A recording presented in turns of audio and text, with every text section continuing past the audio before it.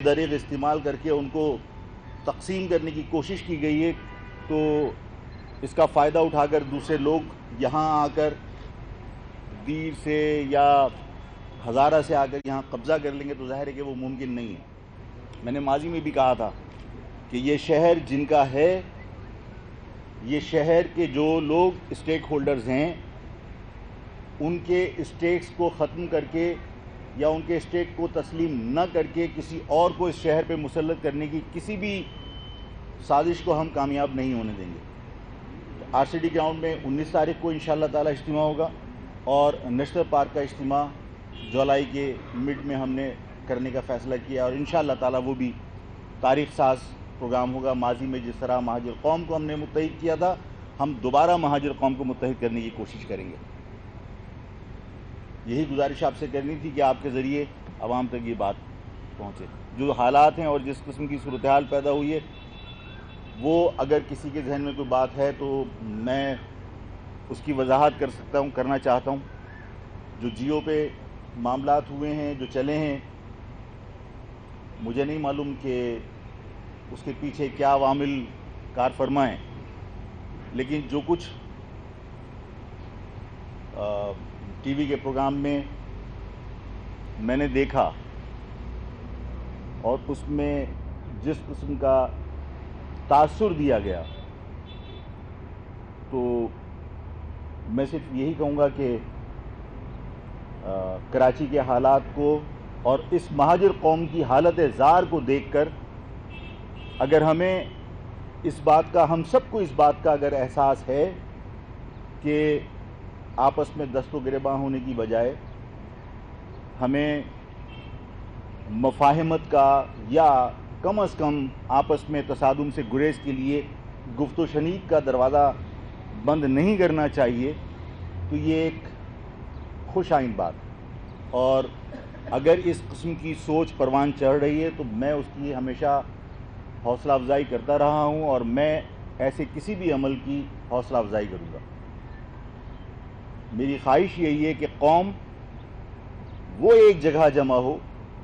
सियासी जमातें किसी भी कौम में एक से ज़्यादा भी हो सकती हैं, लेकिन कौम का मुनक़सिम होना वो काबिल कबूल नहीं। कौम को आपस में दस्तो गिरेबान नहीं होना चाहिए। और ये जो कुछ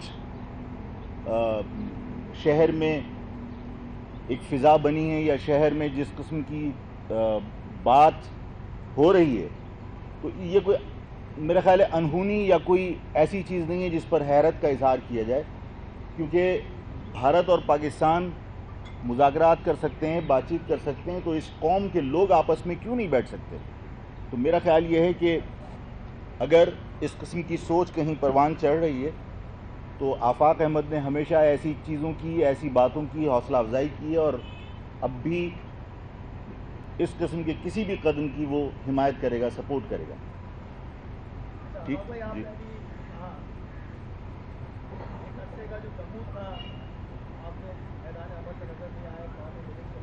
आज इस बात का आपने बात को ऐलान किया 19 तारीख को आप गाँव में आ रहे हैं, जुलाई में आ रहे हैं। ये कहा कि हम अपनी कौम की तकसीम नहीं चाहते, लेकिन कौम को बाकायदा तौर पर तकसीम हो चुकी। आपकी जमात की 3 जमातें बल्कि 4 जमातें हो चुकी हैं और फिर टीवी पे दीगर चैनल पे ये बातें इबाम चल रहा है कि आफाक अहमद उनके पास जा रहे हैं या आफाक अहमद के पास कोई आ रहा है।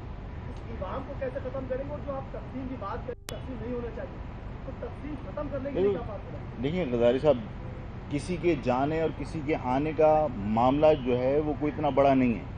मेरा ख्याल है हम शायद गुज़िश्ता किसी प्रेस कॉन्फ्रेंस में ये बात कह चुके थे कि मलीर में जब साथी आपस में मुतसादिम हुए तो मैंने कहा कि देखो, एक दूसरे के ख़िलाफ़ मुकदमात दर्ज करने की बजाय अगर कहीं बैठकर बात हो सकती है, तुम हमारे कारकुनान की गलतियों की निशानदेही कर सकते हो, तो आ जाओ और आकर गलतियों की निशानदेही करो। हम उन शिकायतों का अजाला करेंगे और अगर तुम्हारे आने में कोई परेशानी है, कोई तुम्हें तकलीफ़ है, तो हम उस ज़माने में मुत्तहदा के 2 हिस्से नहीं हुए थे, यानी मुत्तहदा लंदन और पाकिस्तान नहीं हुई थी। तो मैंने कहा कि भाई अगर तुम्हें आने में परेशानी है तो मैं 9-0 आ जाऊँगा। तो मैंने ज़ाहिर है कि ये कदम इसलिए उठाया था कि मैं कौम के नौजवानों को मुतसादिम नहीं करना चाहता।